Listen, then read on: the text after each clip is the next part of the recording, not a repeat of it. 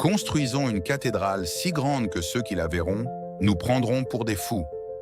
Cette audacieuse déclaration du chapitre cathédral sévillan en 1400 marque le début de l'une des plus folles aventures architecturales de l'histoire européenne. Sur les ruines de l'ancienne mosquée almohade, les bâtisseurs espagnols érigent pendant plus d'un siècle ce qui deviendra la plus grande cathédrale gothique du monde et le troisième plus grand édifice religieux de la chrétienté. Le roi Ferdinand III de Castille, après avoir reconquis Séville aux Maures en 1248, fut le commanditaire initial de cette transformation symbolique.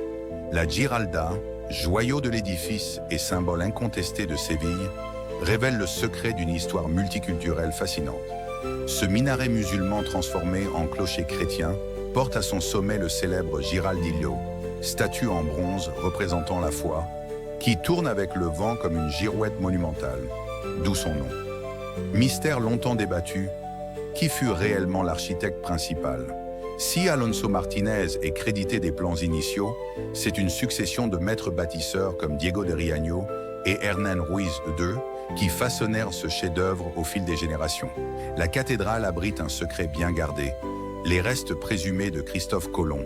Son mausolée spectaculaire, supporté par 4 statues monumentales représentant les royaumes de Castille, Léon, Aragon et Navarre, fut l'objet d'une controverse historique.